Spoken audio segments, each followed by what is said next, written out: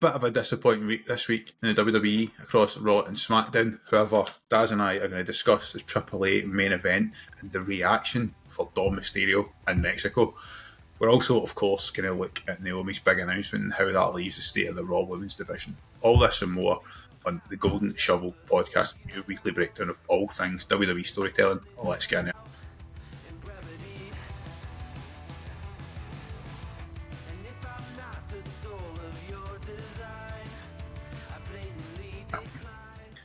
We are once again a man down. Ross has deserted us for the last time because I will be. Let's face it, it's Thursday nights from now on for the famous Glasgow Rangers. Absolutely. That's how we doing. Aye, good. Shame about the wrestling, but other than that, ticket to boo. Shame about the wrestling, but I've got a whole new collection of wrestling cards to show off at some point, including I've finally found the perfect piece to trade for the Alexa Bliss. Oh, I'm intrigued now. It's not here yet. I'll show you it later. It's coming. It's been shipped today. It's coming late in the week, and I think you'll like it. Oh, nice. Because I bought a wee bundle. In fact, I'm going to bring them up right. I bought a wee bundle. To try and make up a trade piece. But then I decided to go for the whole hog. So I got a nice Finn Balor Auto patch, nice, which I'm keeping for myself. That's no trade piece. But I did pick up a wee Solo Sikoa bundle. Nice.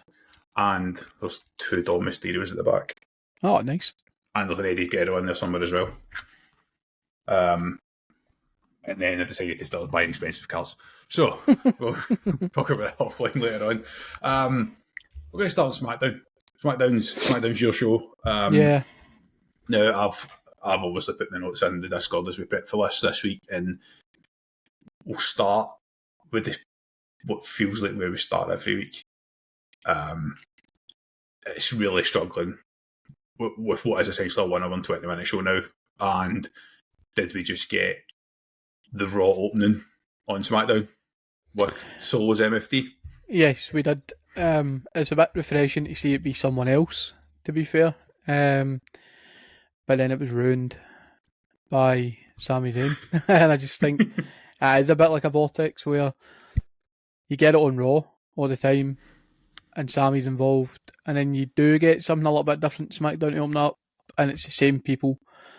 Obviously announces he's now officially part of the SmackDown roster, which is bonkers, and I'll touch on that in a minute. Yeah, I think the real problem is that the problem is evident in the sense that I think there was 4 tag matches, if you include the 6-person tag match. So they're just trying to shoehorn talent into a short show because their roster's too stacked for it to only be 2 hours. But yeah, going back to Sami Zayn, Sammy Hogan, whatever you want to call him, really odd booking to move him to SmackDown when he refused to move for a world title shot 2 months ago. Is it part of the Karrion Kross work? I honestly can't see the vision right now, but I don't feel like he really belongs in that SmackDown roster. There's probably a couple of people in front of him that we could be watching Solo feud with. We said it last week, they've got nothing for him. They've got absolutely nothing for Sami Zayn, so I'm just going to shoehorn him into the mid-card again. There's exactly where I was going to go, is that he's done the mid-card title, and we know he's a safe pair of hands, and if there's a plan to move Solo into a higher level, then Sami has a safe pair of hands where you can take the title off him. It doesn't hurt Solo, and the division can stay strong. If that's the case, that's the case. But I think it's too early for that. I think I want to see like a dominant Solo run. Really, it doesn't really make sense for the MFT if you're just going to have the front man drop the title after 6 weeks or something. Aye. Doesn't make sense. And you've already put it in the notes. It's definitely on the list for a golden shovel this week. Why would you not move for a world title match and then move for a US title match? Yeah. And the other thing it doesn't do is that it's obviously clearly the balancing up the LA Knight Sami Zayn trade essentially, which is fine. But why not make that part of a draft or a shuffle? Because that's 2 big stars, and it would have been a blockbuster trade instead. That it was like LA Knight randomly appeared on Raw. Sami Zayn started appearing on SmackDown. Then they called it a trade? It's like you've just missed an opportunity to tell some sort of story. And the interesting thing is it's taking LA Knight to the main event. and it's put Sammy back on a mid-card level.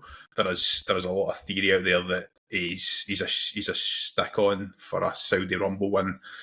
I'm less sure. I know that he's obviously popular over there, and with his Arab background, his Syrian background, which is might be the case, but I still think Saudi will pay money for a star to win, the star, whoever that may be, not Sammy. At that time, the other interesting point that I had picked out is, and I was actually scrolling through Twitter at half time in the football there, and somebody done a meet and greet with Shotzi and Scarlett, and they were talking to Scarlett sort of off camera, and they kind of said that they basically were given nothing to work with.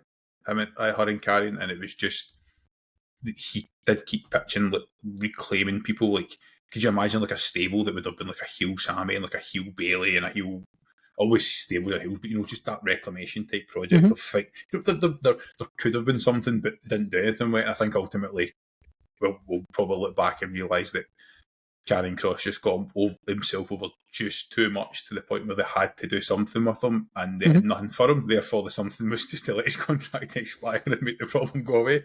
Yep. That seems to be the prevailing thought that's coming out here almost. The next match on there, and we'll go through match for match, but there was a lot of tag team matches, but if neither of the Secret Service ever win a match, you can't possibly build them as challengers to Alex and Charlotte, can you? No. It's a stable that needs broken up, I think. I'd like to see Chelsea Green become a credible challenger for a world title. I think she's put the work in, she's earned it, and I don't think she'll get there with Secret Service attached to her. And I think it's the right thing to break them up for Secret Service as well. I actually would like to see Piper go back to NXT. I think Piper could be a real force in NXT. Oh, aye. Shout. I'd like to see her go back because I think that she could be a champion in NXT. Yeah, not really much else to say other than it's not a tag team on the level of Charlotte and Alexa. It's not believable. It should be, because we've obviously seen, I've certainly seen Walker Piper and the former Kaylee Ray back in their ICW days, and watched some of their stuff on YouTube, so they both can go, but it's just not really working. I think Chelsea Green's arguably been let down a little bit by the WWE Unreal stuff, because that pitch that they made where she would automatically have won the Rumble, I think is fucking genius.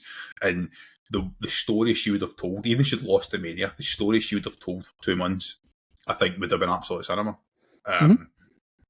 But you now almost can't do that because you've revealed it on a backstage show. And she's also like appealed and pitched being the first woman to cash in and fail the Money in the Bank. And again, Chelsea Green carrying that briefcase for a period of months would have been like beautiful chaos. Definitely. And I just think you've wasted opportunities there now that that's out there in the ether.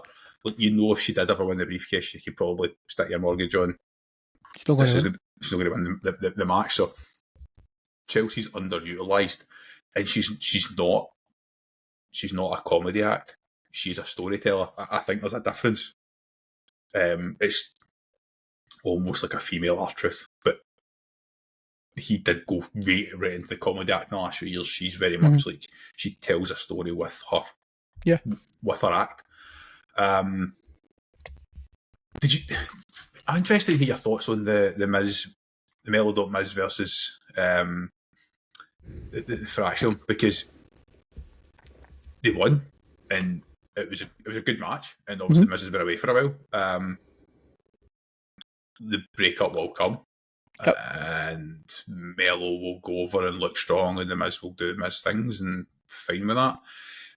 Fraction came into the main roster really hot, and it's slowed down. It's only slowed down because the sheer amount of competition, and not everybody can win every week. Where do you see this going in terms of when they can pull the trigger? Because they need to get the timing right. They don't want to drag it out too long, but I also think if they did it next week, I'd be like, it happened too soon. Yeah, it's a strange one because it's probably one of the few storylines in SmackDown that interest me right now, but I don't really see a jumping off point on it for them. I don't know where is a logical place for this to end, because I don't necessarily believe it's PLE worthy. Just with how stacked both shows can be. So I don't feel like it's going to end at a PLE. It's probably just going to be on a bold Friday night, probably before a PLE. It'll probably go 3 weeks, 4 weeks maybe. I'm not really sure is the answer. But Survivor Series too far away. I just can't see them running it for that long. Don't get me wrong, I'd like them to, because The Miz has been off TV for far too long. But the issue I've got with it is that the way they run their feuds now is that it's predominantly the same two people week on week, or a tag match involving those people. I don't really know what scope they've got outside of booking them in tag matches to actually get them on the show, because then you're talking 5-minute squashes, 7-minute squashes to get them on TV, but not to take up too much TV time because they're not a main event story. I'd prefer to see the Miz go over, personally. And I'd actually like to see Melo turn heel off the back of it, because he can't get over the Miz. But I really don't know where the jumping off point is for this one. And that's the one thing with that feud, though. The Miz can, if the Miz goes over but stays heel or goes heel, he can cheat his way to that one. Like we say, you don't have to win every week to get the rub. You can perform well, and that's almost the issue that Melo had, as he performed so well with Andrade. Like we've talked, and you use this phrase a lot. I'm really looking forward to this, and then the bell's going to ring. Yeah. Both those guys are a little bit the opposite. Like, I can't let the ball, and then the bell rings, and suddenly for the next 10 minutes, I am captivated by what Melo does in the ring, what Andrade does in the ring. So, I'm interested to see, maybe as a heel turn, maybe that does freshen up a wee bit. What is interesting is that Trick Williams and Javon Evans did appear on Raw in ad segments, so you won't see it if you watch back the stream, but luckily enough, we got it live here in the UK. Guys that he's worked with before. So maybe when the shuffle comes, he'll be able to work with more comfortable faces and see what that looks like. But obviously, Trick's a heel, Melo, I don't know. Maybe it's a change he needs just to see what it does. Just to see what it does. Let's not drag out anymore really about SmackDown. So there was another tag match. It was just what we come to expect from teams like the Profits and DIY. It was a good solid tag team match, and I enjoyed watching it. But that shuffle needs to come ASAP, because SmackDown's almost so good that it's hot the tag teams. Raw needs a bit of help. You had originally stated, building up to SummerSlam, that you felt Andrade and Phoenix were the guys to, at least one of the teams, to go to Raw. Do you still feel that way? And do you feel there's 2 or 3 teams that need to go? I do still think that they'd be a team who would benefit from moving, because I think they're much more viable as champions on Raw. What I will say is, though, in the last 2 weeks, we've seen 2 of these tag teams take defeats that I probably didn't expect them to take, in Motor City Machine Guns and Fraxium.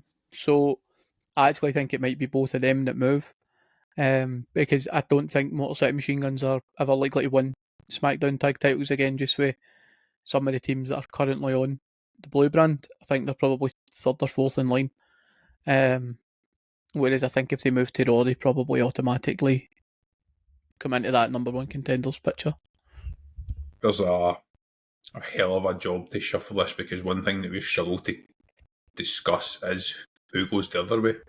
The answer is almost no one, because it will help balance your timing slot, but I'm almost wanting to say that Eric and Ivar should be future endeavoured. NXT. Get them back in NXT. They're liked in there. What I will say, and this is probably what I'd like for this, but I spoke about it last week and suggested we maybe do it at Survivor Series, where you go back to winning draft picks. I would like them to use Wrestlepalooza, if that's the name they're going with. Which appeals to me. I'd like them to use that mid-September, shuffle some things about. It's a free hit for them.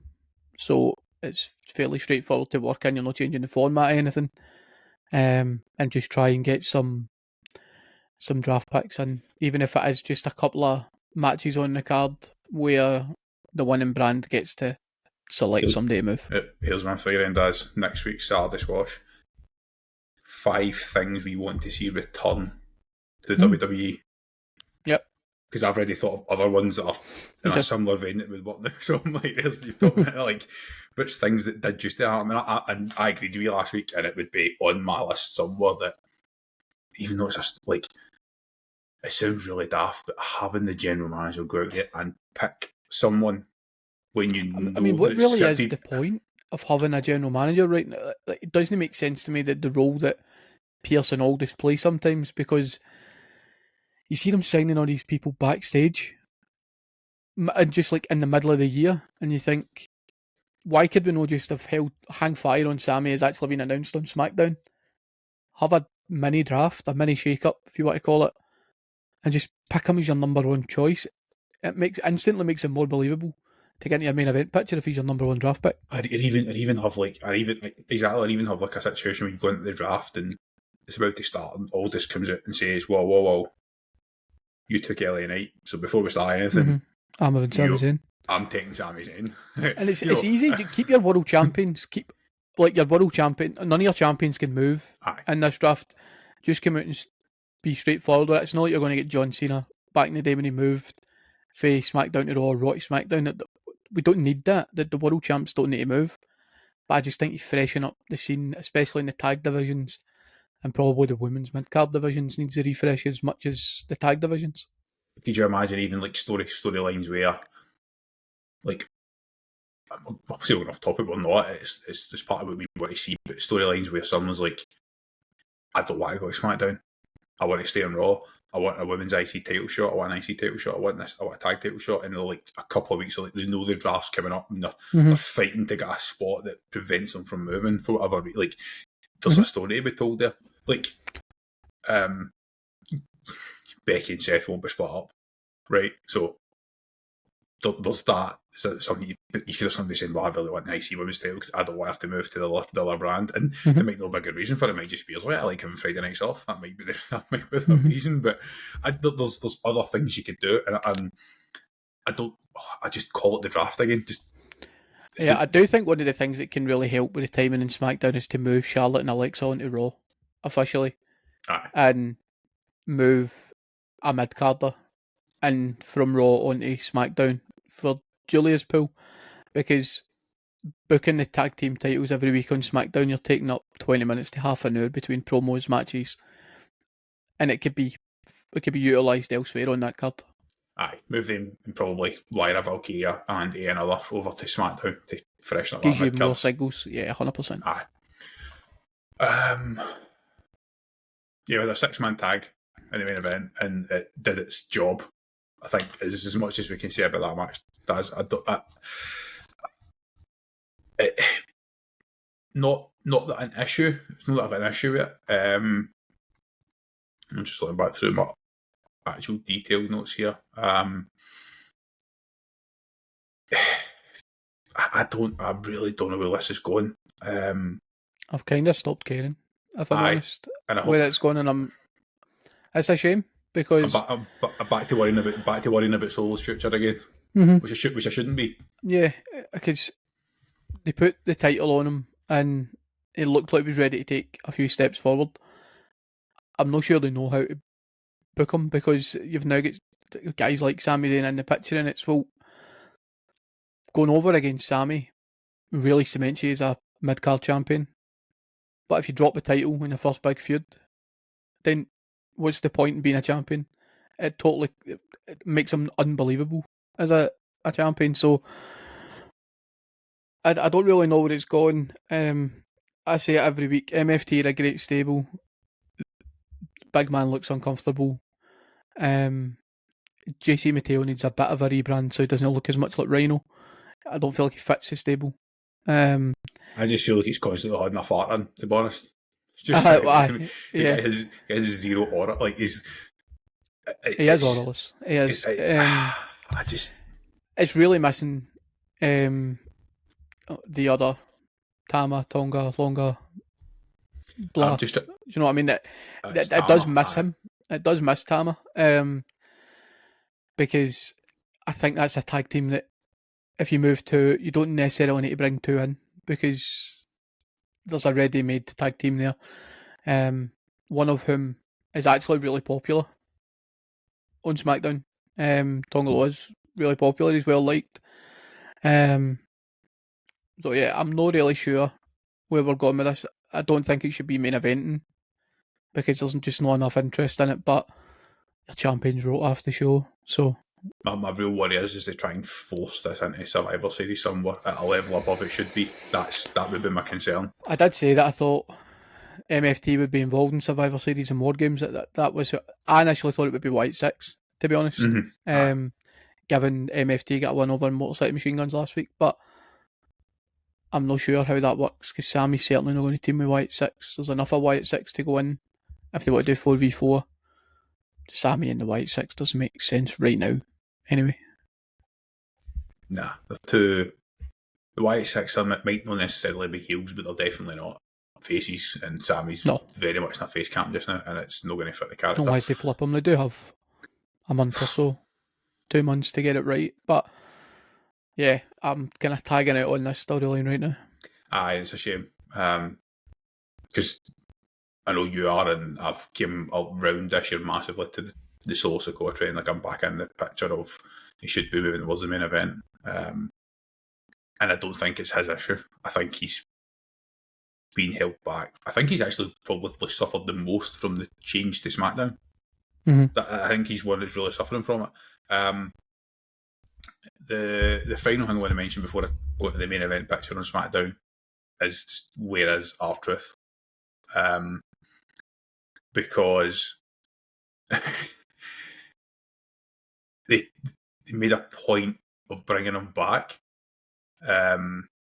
They made a point of bringing him back. He was on TV every week doing segments. He's done the thing with Aleister Black. It looks like he's got a match with Aleister Black next week.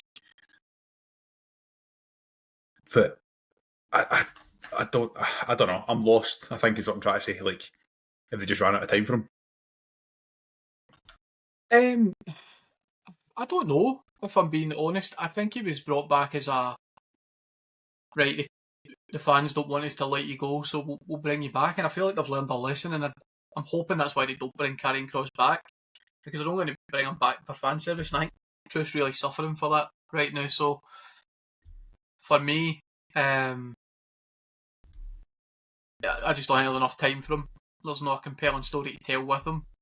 I feel like they only brought him back for that backstage segment with John Cena when he turned face, and I don't really know where it goes to there. Which is a shame because he cut one of the best promos of the year and has followed it up with nothing. The one thing that I could see working in maybe is the only thing I can see working is maybe we get a fan service Team Cena versus Team somebody at Survivor Series, like an old school 5-on-5 elimination. I would like that. Arthur's part of Team Cena, and it doesn't even necessarily need to be strictly heels versus faces, but you could easily have 10 people involved, Cena plus 9 people from his history and the E. Maybe a couple of people that he's looking to elevate to the next level. Yep. I don't know if that's... We're going to get fan service at some point, aren't we? And we need to. The John Cena retirement tour. No point taking the title off him and turning him face if you're not going to give us fan service. So I'm about to go on one of my weekly rants, right, about SmackDown, and I feel I'm ranting about SmackDown all night, which is a shame because up until about 3 weeks ago, we'd very, very really criticised SmackDown all year. It'd been brilliant. Yep. Drew McIntyre's back in the main event picture, clearly. Yep. And I'm all for it. I think that's where he belongs. There's people out there, and if you listen to Santi's app and people like that, his podcast, and he's talking segments, he says there's a very real chance that Drew McIntyre could beat Cody Rhodes. Now, I disagree. I think Cody's champion till Mania. Unfortunately, just based on the way Triple H has booked the last few years, I think that's the case. So, but it's possible, I guess. And I think a worry in this situation is that Drew McIntyre really can't afford another loss in a big feud, because he's lost every big feud for the last 3 years because he keeps doing so well. It's the same as Kevin Owens. So well, after they got the main event, but it's like, but we don't want you holding the title because we need to have this match in 3 months' time, or 6 months' time, or 9 months' time. But he's just going to sound like a whiny cunt if he just keeps moaning. Like, he's right. He's the whole point, the whole thing. Remember he did the whole I'm going to go after everyone who just bent over for Roman Reigns after fighting him for 2 years. Yep. And then WWE kind of went, oh no, that's too good. You can't do that. And it disappeared. And then he does this thing where he's like the heel, but he's the righteous heel because he's right and what he's saying makes sense. And the American crowds are loving him. And then you look at this and you're going, at some point, like, I think he's great. I love him as a homer. I'm always going to root for him. But it's like, eventually I will get bored of listening to him talk if it doesn't actually lead to something. Does that make sense? It makes total sense, mate. I do. I have an issue with Drew, and it's not his ability to cut a promo. It's not even necessarily his ability in the ring. I just don't think he is TKO's vision as a face of the brand, which is a shame. I think he should be. He's the guy probably who suffers the most from John Cena's retirement tour and just having so many big names at your disposal right now. I said that about somebody else a few weeks ago. Any other promotion in the world, and he probably is the top man in that promotion. I would like to see something for TKO that we've not seen. I don't think we've seen it under the entire tenure so far. But since Triple H has been booking, I don't really think we've seen it. I'd like to see a wee bit of hot potato with the title, but it needs to come off Cody. But it probably benefits Cody because by the time Cody retires in the next 10 years, he might actually be a 12, 13 time champ instead of being a 5 or 6 time champion. I'd like to see a wee bit of hot potato. It's something we've not seen for a long time. I wouldn't mind Cody dropping it to Drew, and then taking it back. Royal Rumble maybe, and building that storyline to WrestleMania, because I think if he's not going to be world champion heading into the Royal Rumble, he's not going to win it. So I know that you don't need to book WrestleMania 4 or 5 months out, but you've got 2 world titles. Drew's not going to be in the picture for either of them. So do you really want to watch Drew at another WrestleMania, wrestle Damien Priest or something like that? Do you know what I mean? Like, because his most recent WrestleMania, the story was pointless. We thought it was a one-off. Turned out it wasn't a one-off, it was a 6-off. And it gets stale really quickly. He's a bit like Sammy. I like everything he says is right. I hate the way he says it. He's just regurgitating now the same story. That's what I'm saying. It's just and it's getting to a point where there is no payoff for it. It's a lot easier to pay his off than it is to pay Sammy's off. I just don't know who the right opponent is to flip the switch. I think see if you booked him to take it off John, I'd have been fine with it. Hold it for a couple of months and drop it if that's the case. But he's earned the right to be world champion. I just, if it's not going to be in the next couple of months, it's probably going to be 2 years before he gets it again. Yeah, which feels wrong. Which feels wrong. It does feel wrong. And I just wonder what happens for the next 2 years for him. And I'm not saying this as a guy who lives 10 minutes up the road for where he's from, because I'm always honest. I think he's brilliant. I think he's earned it. I'd have loved to have seen that. I'm going after everybody who went back to Roman Reigns storyline. That would have fed families. That would have fed families for 12 to 18 months as he I don't know if injuries curtailed that, to be fair. I don't know if there was injuries to certain people who would have been major players in that story. I think the other issue is he had to basically go over everyone, because as soon as you lost one match, that was it done. So you would have to go on like an 18-month streak of beating at least 7 or 8 guys in your top 20 in your company. So maybe it's as simple as that. But I just like to see something. They need a payoff for it. It needs a change. The Raw main event pictures heating up a bit. The SmackDown one, and I know it doesn't help that Cody's off, but it's like we're just still sitting a bit waiting now. That's what I'm not enjoying. They could have done something better. Like, if you don't have Cena and Cody available, where's Julia? Somebody who, like, where's that story? She's defended the title once, and she won it the same month that Becky won hers, all slightly later in the month, and Becky's had 5 title defences, including a ridiculously good feud. SmackDown needs a bit of work, which takes me into a nice mid-weekend segue. Now, I haven't watched the whole show. I've watched a good bit of it. I started with the Triple A Triplemania main event, the Fatal 4-Way, Dragon Lee, Vikingo, Dom, and El Grande Americano, who I want to give flowers to Kaiser and say the singing in Spanish coming into the ring is like... coming out to sing it in Spanish is impressive. It's impressive. He's going to get a massive push when this all breaks down if he goes back to his... Because he's earned it. It's a bit like Damien Priest doing the job for Bad Bunny. It's like, right, you've done this for us. Dom Mysterio is a fucking star, and we've been saying this for months and months and months. And I've just put the thumbnail together for this week's pod, and okay, we've got Naomi front and centre, as we should, but that interference with the crowd reaction has made this... Because when this feud started, we were like, I can't wait to watch this. Mm-hmm. Then, obviously, we assumed Dom's injury must have been somewhat legit, and they had a bit of a comedic storyline, and we were like, they're going to ruin this. They've had a really good SummerSlam match, but this just ignited this whole feud for me, and I'm like, I cannot wait to see, like, honestly, and this should main event Clash in Paris, and it should have 25 minutes. I actually think it's got the case. I think it's got the case to main event because of how popular AJ Styles is over there. I'm not actually convinced that Drew Cody is going to make the card. I don't think so. Either. But then again, they've got Wrestlepalooza in September now. They've got an extra date, so give that story another 2 weeks and let it marinate, and that can be on the same card as Brock and John. I think it should main event mostly because AJ's going over. Because I was desperate for Dom to win and become Mega Champion, but I'm kind of glad he never, because it would have been a carbon copy of how he won his IC title in a Fatal 4-Way. I really want to see him win his world title one-on-one.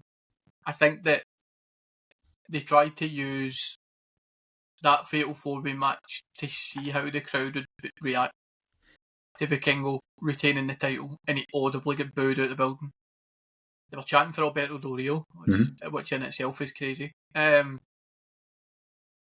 it's clear that he was fourth choice for the fans in that match to who won it. It's not Daisy. It is in the realms of WWE, because Rey Mysterio openly came out in Spanish and said, I will bring him back. And I'm surprised that TKO would take that stance, because I can't see Rey going off. I can't see him going off script. Very, very confused as to what's going on there. Obviously, within the storylines of wrestling, we won't go back into the moral versus legal debate we had. If you go back and watch 2 weeks ago, but he's been accused of stuff that is right. I can understand what I'm. However, allegations and accusations that never went anywhere. People draw different lines in different places. If he's done what he's alleged to have done, then 100% shouldn't have been any of the business. But it was very clearly WWE says we don't want him, we're picking Vikingo. Yeah, so 100%. The crowd have immediately just rebelled, which we did when it was Daniel Bryan wasn't going over him when they forced Roman Reigns on us 10 years ago. We did the same thing. So it's the same story. But honestly, man, the noise in that arena when AJ came out, the noise when Dom, we thought he was going to win. Mm-hmm. The booing for Vikingo, but Vikingo's just come out and cut a full heel promo, says Alberto's not coming back, I'm your champion, deal with it. Just lean into it, that's what you should do. But the fact that they've already announced Worlds Collide Las Vegas, I get a feeling Dom's possibly going to... I think he's going to go over in a... whether it's clean, whether it's Alberto costs Vikingo the title if he is coming back. I'm really interested in the Rey Mysterio angle on Triple A. Obviously, I don't watch it week to week. I did watch all of Triplemania, and the show was good.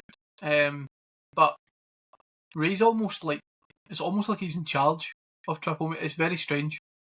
He very much gave me general manager vibes on Triple A, and I don't know if that's just because it was a huge PLA. It's like their WrestleMania in Mexico City, and they were putting him on because he has kind of luchadors. He was inducting Conan into the Triple A Hall of Fame, so I don't know if that's necessary. I don't want you to be.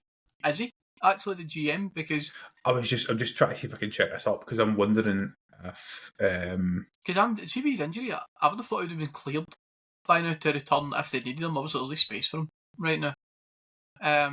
But if we do get Dom as Mega Campeon, watching the Mysterios, actually, I can see Ray's retirement plan. On Triple A, I can see it if Dom is the champ. You can have I'm just having a look there to see if he was maybe announced as like an enforcer or a host or something like that, but it doesn't seem to have been made official. But ever since the buyover, he's been front and centre in everything that Triple A do. But I know he was also injured, and he is. And I don't know if it's just a happy coincidence with the timelines that they line up that he can just be front and centre for Triple A. But yeah, Dom should go over in a 1v1, whether it's clean or not. Give him a chance to hold a world championship, cement himself as a main eventer, go and take on some classic luchadors as well as some up and comers. Because I think when you mix the two brands together, you can have Penta, you can have Dragon Lee, you can have even El Grande Americano, but you've also got guys like Dom versus Mr. Iguana would just be an excellent watch. You know what I mean? You've still got the opportunity for Dom versus Finn should Judgment Day implode. Which I'm beginning to think it never will. I don't think it's ever. I think they actually probably sell too much merch and they took the job. Yeah. I mean that takes us into Raw. We'll start in the middle of the show then and just say it was really good to see some Triple A stars on Raw, and I'm enjoying it. Like, it's a bit like when we said, like, whenever the PLAs, when we've seen some NXT talents and into these shows, and it's like, it's good to see something different. The only thing I will say is there was enough talent left off SmackDown that, I'm just calling for that shuffle to fix that again, because it's like, if you've got somebody like Aleister Black, who you've paid money to bring back from another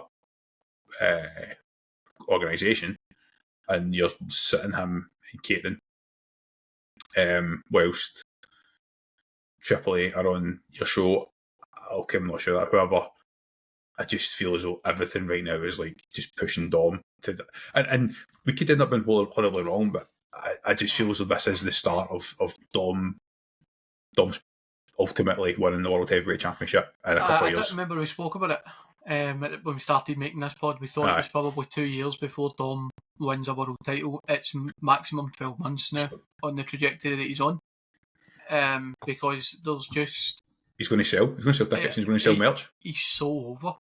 And it's not just on Triple A that he gets a huge pop.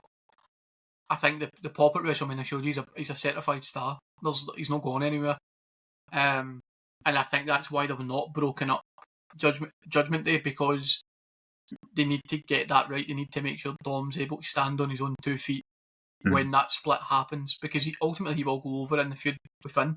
Yeah. He will be the one to come out of the feud on top, but they just need to make sure that they spoke about it in Unreal. The problem is rocket to this guy's got to be able to do it. The problem is if you get that wrong, you would be left with a build to a match where the result is basically known before anything happens. Yeah. So you have to get it right, mate. The one thing I will say is the only reason Dom doesn't win the title in the next 12 months is, and you and I both said this 2 or 3 months ago, he is the perfect male holder of Money in the Bank. 100%. And obviously with the delay to Money in the Bank next year to late summer means that it might not happen in 12 months, but it should. I mean, it definitely should. It just should. He's just that good. It's definitely an interesting one to watch. I'm looking forward to seeing how it plays out.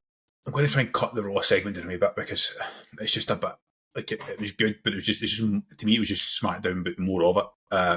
With the multi-man and tag matches and everything else that happened, really. With the usual opening segment, it did what it had to do. It set up a main event. Can we just turn New Day face again, or just keep them off TV? But now that you've mentioned the New Day, I'm going to ask the question: why is Grayson Waller in the New Day, not in Caton? He does nothing. I liked him, but he does nothing for me. I just feel they've ruined him. I think they're keeping him on part of this because they're headed to Perth in the next 2 months. It literally can be the only explanation. He's not captivating in this current setup. There's nothing. I mean, you've got a guy like Xavier Woods who can be captivating on the mic, but you want the mouthpiece to be Grayson Waller, who doesn't fit the stable. I don't get it. I don't get what we're doing with New Day. Either turn them face or get them off TV. The only thing I'll say is I'm just starting to enjoy their heel work, just not with Waller. I'm just starting to see something that makes me go, okay, it's there is there. No payoff for it though. That's my worry. Because if Big E can't come back, there's no payoff.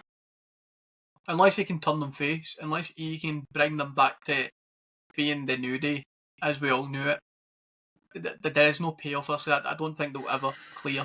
TKO won't ever clear Big E to return. I don't think so. I don't think they're going to play fast and loose with neck injuries. They're not the type of company to take that risk. I mean, especially with the talent they've got. It's not like they need them. They don't need Big E. No, see if it was like agree. A Roman Reigns or something like that, they would maybe roll the dice, but they do not need. I mean, even if you look at Edge, who was one of the biggest stars of the 2000s, it took him 9 years to bring him back. Yeah, and even then it was him falling off his bike. Because I actually watched that Celtic Warrior workout video, and I watched him fall off his bike, and I watched his smile, and at the time I went to my head, he thought he was going to hurt himself and didn't. Like, in my head, I knew, and that actually led to him coming back. So I just don't see it. And like, if you're Big E, why would you, I know you love it, but why would you take the risk for your own health? And another bit I've got for that match is Penta was like very close to being like probably should have been the fourth man in this fatal four-way. Was it on that level? The presentation was amazing, and this is just a bit of random nonsense for him. So I called it from the very beginning. Penta is going to be the winner of the Golden Shovel at the end of the year because he's a guy they took from the other company and mostly to stop them for having him. I think it's the same with Aleister Black. No. I'm not really sure. I'm not sure why either would want Rusev personally, but Penta was hot. Penta could have been in the world title picture very quickly. He's a bit like Stephanie Vaquer. He started to drop off a wee bit. Obviously, Steph's in a really tricky position, which we'll get to. But I actually think Penta should be one of the people to move to SmackDown because see, once the Cena thing's cleared out, he's a bona fide main eventer. There's no lot of him on SmackDown outside of Drew McIntyre. Kevin Owens has got a long-term injury. Move him, get him in the world title picture, and eventually put the strap on him because he's dying a death in that Raw roster right now. I really don't understand how he's ended up where he is. It might be backstage politics or something. I don't know what that is. I think he's just done such a good job that he's capped himself. I think it's as simple as that. You've got to a level when you're sitting behind CM Punk and Seth Rollins, which is not a bad place to be in any business, but I just don't. He's performed. I don't see why they wouldn't book him in that like the same way they are with LA Knight. There is because he's more captivating and more believable as a champion. I'm going to say this right, and this may be controversial, but I don't think anyone has performed better than Penta on Raw since January when he debuted. I'm not saying he's been the best, and I'm not saying that no one's been at that level. Like obviously Seth Rollins has had a good year, Punk's done good, but Punk's been a bit part on Raw. Like he's mostly doing segments and doing PLEs, but like Penta has pretty much wrestled every single week and has delivered every single week. Like that's really hard to do. Mm-hmm.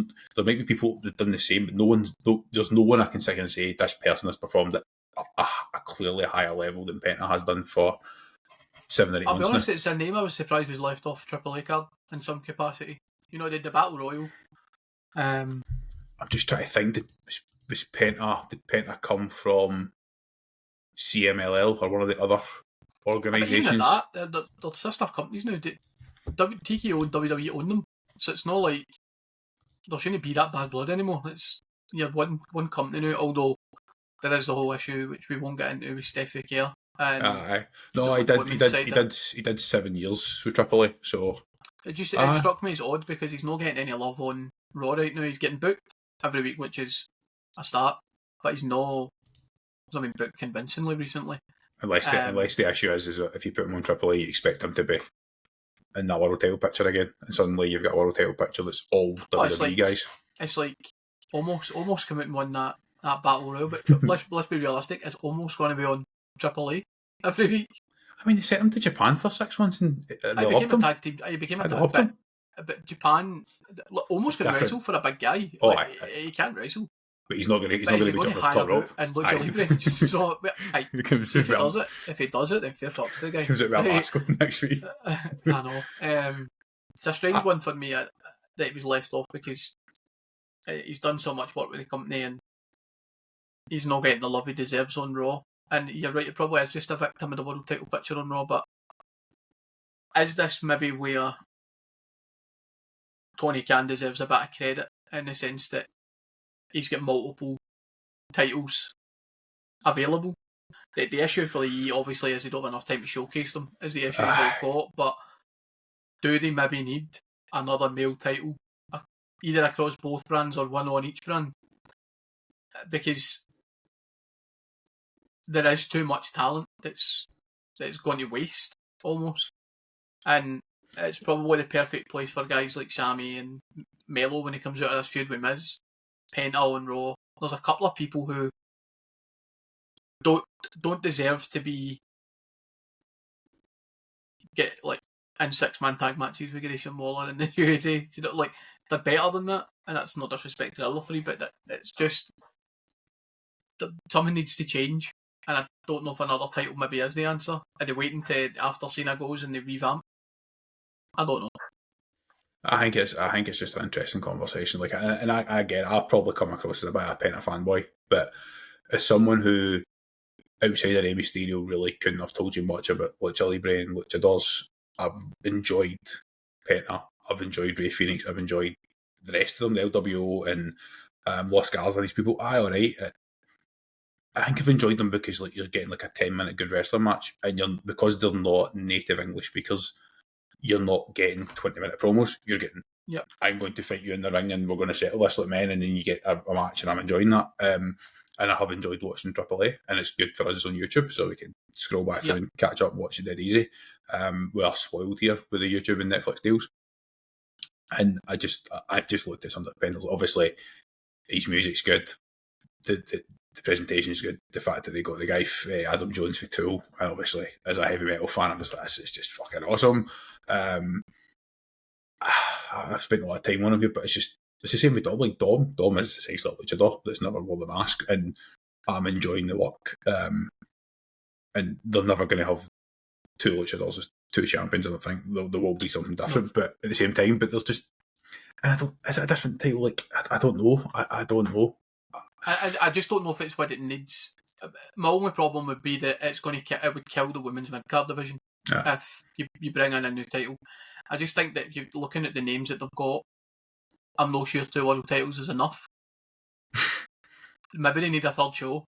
Maybe that's what it is. Maybe they need to book something on a Wednesday night or something like that. They've been very open about trying to kill the competition, so maybe a new show is the direction. I think I would disagree on another title, but I would agree with your earlier point about a little bit of hot potato with the titles isn't a bad thing, because that at least creates opportunity. I think what the needs is that you need purpose. Like the prime example is that Melo and Raddy feud of the end of last year, where these guys just had good wrestling matches and we were all shouting for them to be pushed further. But at the end of it was just they had 7 matches and that was it. And that was no purpose to it. So what is the purpose to the stories that aren't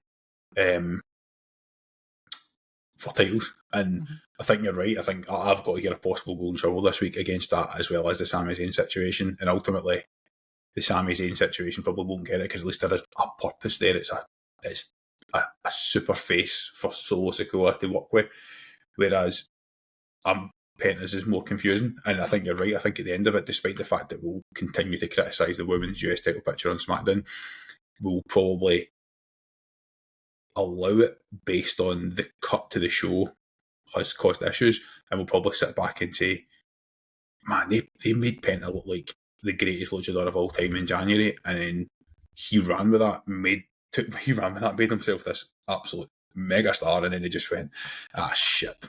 Well, we can't actually move you on right now, so you're just going to need to settle. And I think that cut to SmackDown is what I've been talking about, where there's no need for Grayson Waller and Nudie to be on the card. Cut that segment, replace it with Charlotte and Alexa, and it gives you 15 minutes on SmackDown every week to showcase Julia, let her have open challenges, etc. for titles. So, definitely is a strange one. And talking of wasting things, and we'll try and keep this segment short, as Io Sky versus Raquel Rodriguez was a really good, solid Monday night television match. Adam did text me earlier and say that, Raquel Rodriguez is a shout for a champion while it's vacant. A kind of one of these, let's give it a few months, see how it goes. I said no, and the reason I said no is it's just in my mind. Like, I think if you're going to be it's what we talked about with the World Heavyweight title, why we picked Rollins to go back into the title picture there is because it was becoming just a way to give somebody their first title every few months. And what I've always said is, I think if you're going to put a new champion over, it has to be over an established champion. It doesn't have to be, but in my head it should be, because I just feel as though it's then it gives credibility to that situation. So, like, I'm not saying Raquel couldn't be a champion, and the turnaround in the last 2 months has been like, holy shit, where's this been for the last couple of years? But it's like, I'd rather see her beat Liv Morgan or somebody like that she's had a history with, to go over. But Io Sky, the only person available that she's got a history with is Rhea Ripley, and she's not going to win against Rhea. I don't hate the shout, right? Because no, I don't hate. I think she's earned the right to be considered for it. Especially because I don't think they're breaking up Judgment Day anytime soon. So why not put the strap on her? I think somebody else should win it first, and then she'd take it from them. But I think the timeline. I think, seeing an ideal timeline, I think that is the right way to book it. But see, with what's happened, it's no right to put the belt on Steph without putting her over. Yes. That's the wrong choice. I think Raquel's been in the scene long enough that she probably has earned her flowers to get a transitional title in. Okay, so here's where I'll rephrase it. If that's the case, the match can't just be one-on-one Raquel versus Stephanie.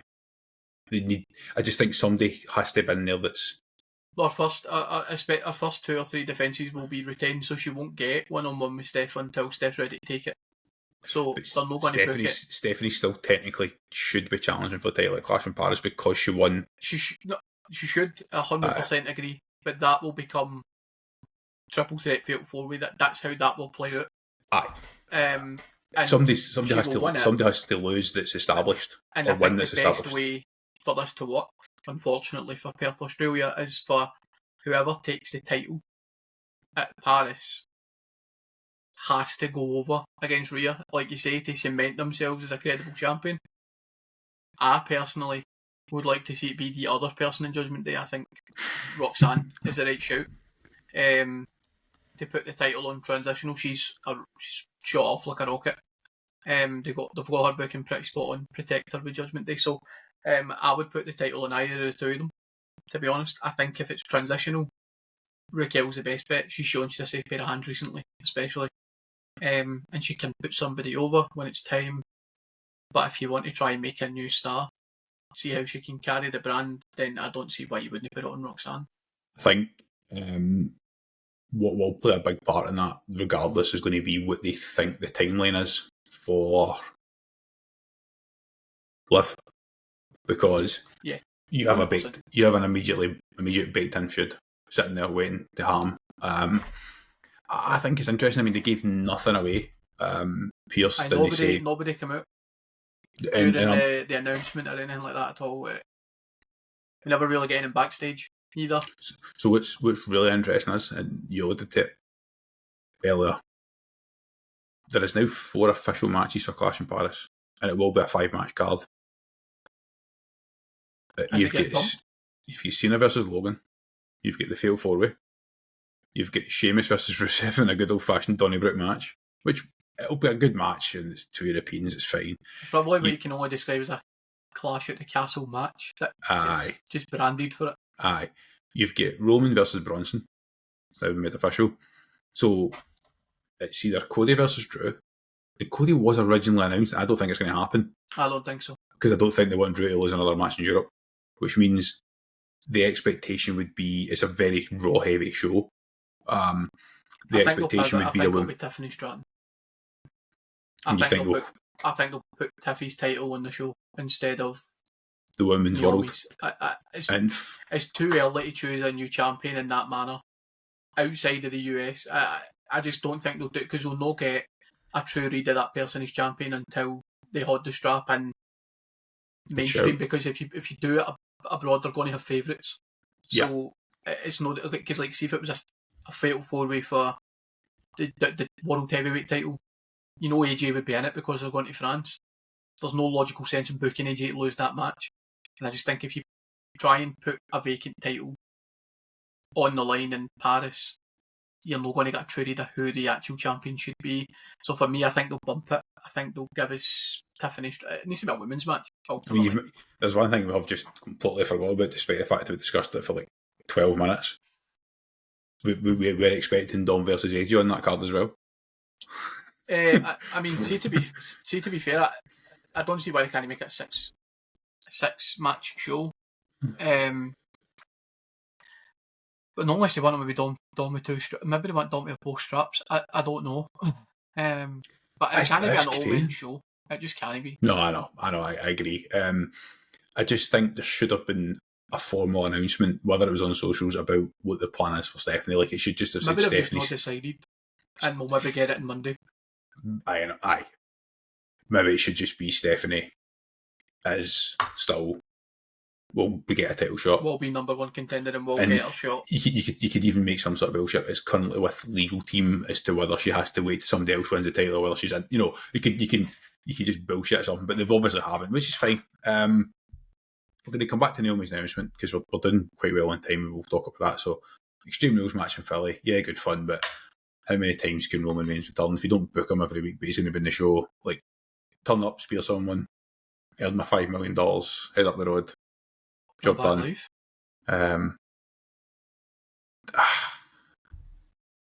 I'm just confused. Again, I'm confused as to where that goes because I think it's always where it's headed, but they just can't pull the trigger on it yet. They need to wait. Seth needs a couple of defences under his belt to retain his title before you put him up against a Roman to make it believable that Roman's got a chance to turn them over, because if you book it straight away, you're like, in theory, Roman should go over as champion. That makes the most logical sense. But if you can put him over against a former world champion in CM Punk as a contender, early night even, a couple of defences before that becomes... I don't know where it's going to happen. I don't know if it'll be... I actually don't know if it'll be Perth, because Cena won't be fighting for the title in Perth, and it doesn't look like it's going to be Cena or Brock either, because that looks like it's going to be Wrestlepalooza. So I don't know if that'll maybe headline the show in Perth. I don't know. For me, the most logical sense is Survivor Series. But then is it better to do a Team Roman versus Team Seth type match? Because you've got a stable there to use. I honestly don't know. But I think that's why they're booking Roman the way they are. They don't have an actual story for him right now, which is going to be a bit part with the Sheila Father, etc. I don't know if it'll be Bronson just now and then Braun next, working his way up to Seth. I don't know if that's the path they're going to take with it, but it's kind of like SmackDown. I'm kind of bored it. The risk of that is you're feeding your up and coming stars to your biggest star. If you're rolling with the punches with the biggest star in the company, you don't need to go over the match. Do you know what I mean?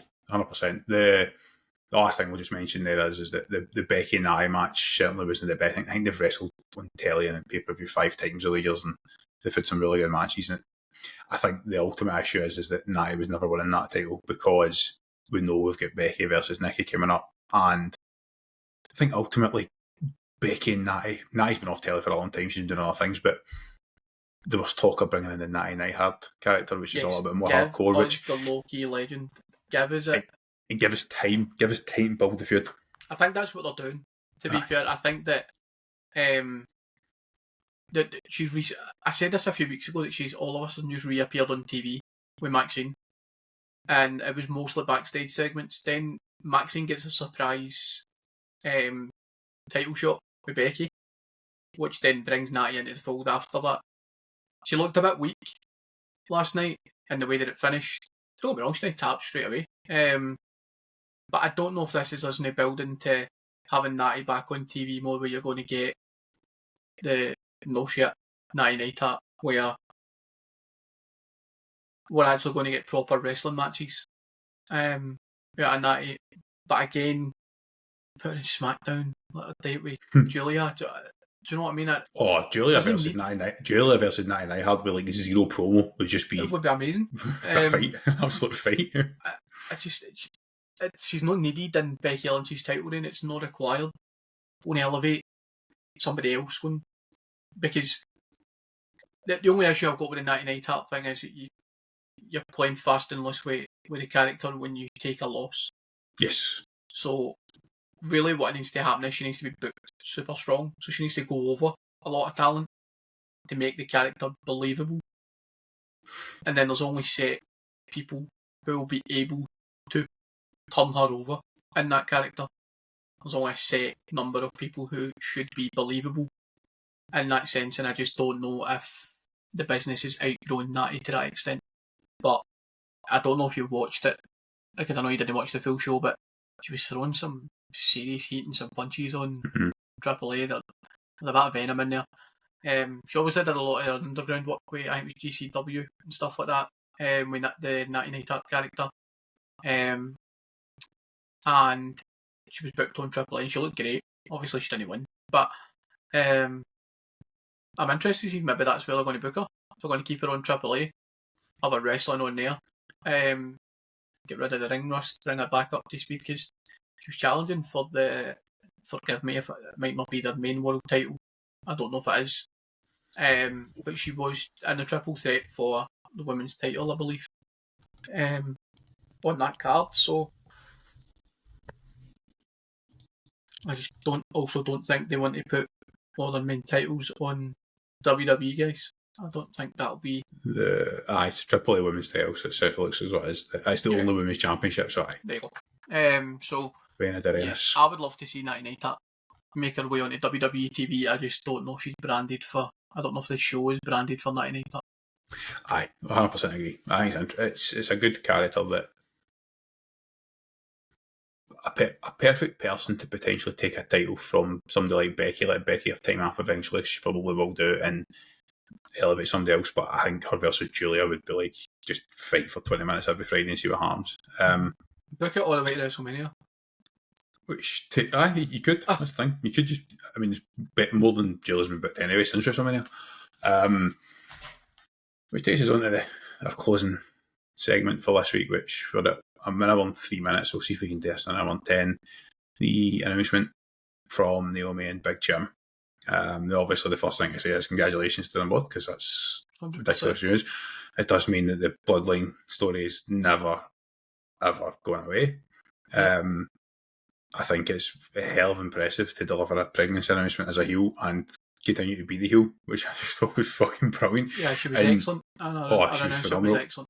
Definitely. And it's what I think is really interesting is that people have also said, like, it's almost a shame that it's happened at this point in their career. Whereas I look at it and say, if anything, I'm like, did she get pregnant a year ago?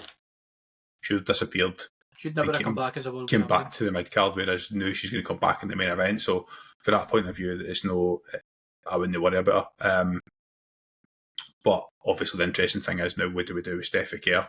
We touched on it there a little bit, so we won't drag it on. But she's now, she's stuck, but she has had to wait about, because she won that Evolution match a while ago. And then they had SummerSlam and everything else, and she's waited about. Now there's nothing there, and it's like, I hope she doesn't suffer from it. I hope they get the next champion right. I think it'll be good for her, if I'm honest, because seeing the build to Clash in Paris, she's not been built as a women's champion. Her build hasn't been that towards this feud with Naomi. She's not, like, in the most recent episodes of Raw, I've not looked at like that's your next women's world champion. So I think it's maybe good to give them a chance to do a wee bit of a reset and actually take a step back and say, right, we're putting title on X and the timeline is to get to Survivor Series or to get to the Royal Rumble. Maybe they do pivot and just have Steph at SummerSlam, Survivor Series, fight for the title and not win.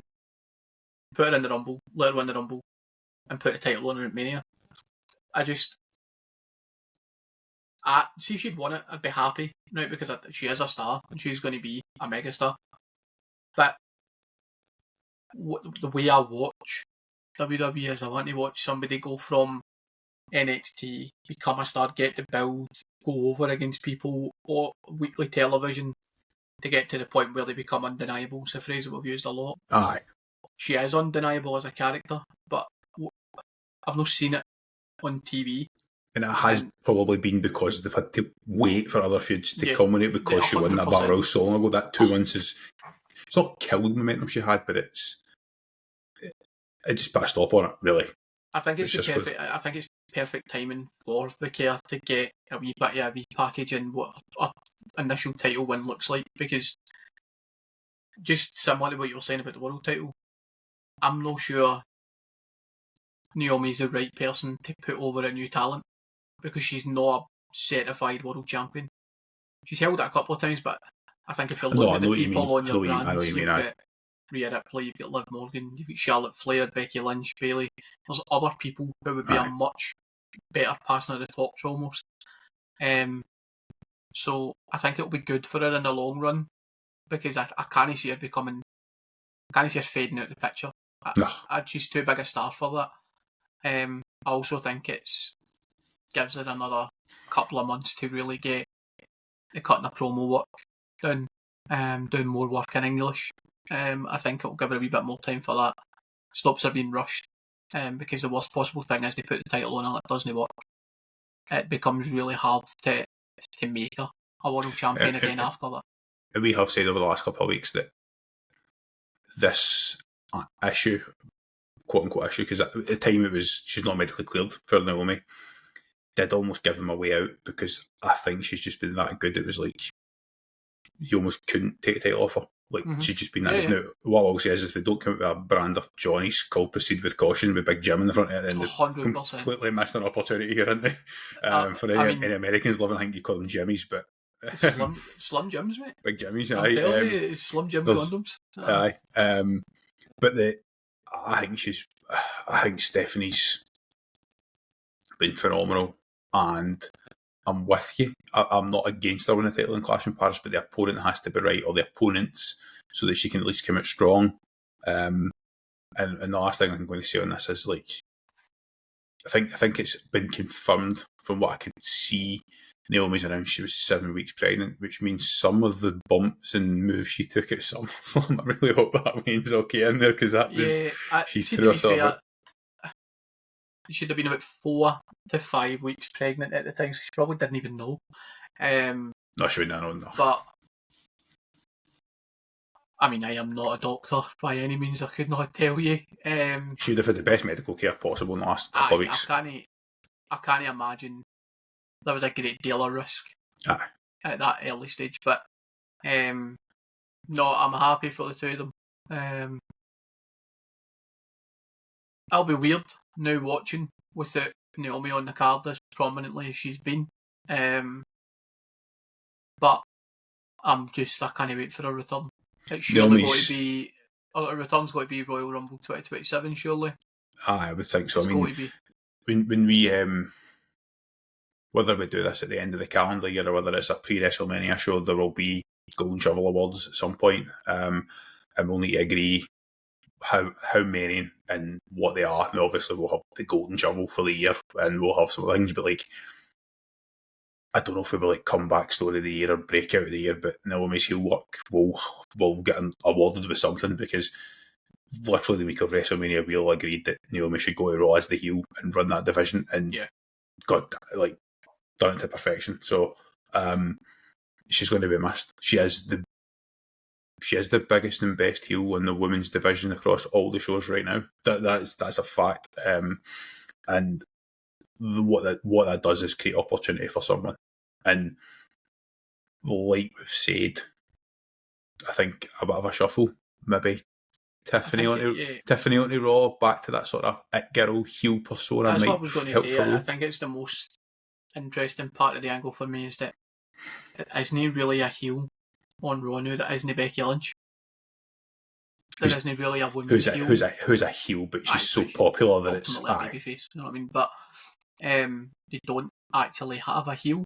But a couple of people that can turn heel. I mean, there's an obvious one that's coming, and if they get it right, it's going to. As we always say, feed families. I actually think that's who probably should take the title. In my opinion, it should be Bayley. Who should take the title? Comes it to voices. That would be incredible, to be fair. But I'm interested to see where it goes. Aye, and with that, we'll bring this week's episode to a close now.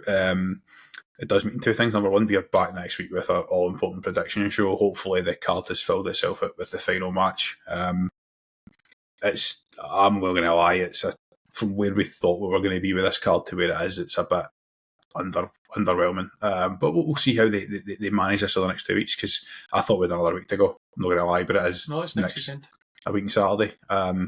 We will announce our official plans for that weekend, because it's a nice early 6 PM start for us here in the UK, whether we're live or whether we go live after the show and do an immediate reaction, because it's definitely one for sitting in the kitchen watching for me. And Daz and I think we're going to quickly record this Saturday's episode where we are going to break down who we think, or break down our fantasy book, who we think should be in the Hall of Fame in 2026. So that'll get on Saturday. Get involved in the conversation. Let us know what you think, and we'll see if any of you guys' predictions make any of our list that we're about to share with each other for the first time. So with that being said, Daz, any closing words for yourself? Only please make SmackDown watchable on Friday. And hopefully Ross has enjoyed his last Tuesday night off for at least another 11 months. And welcome back. Take it easy, guys. We'll see you Saturday, and we'll see you again next week.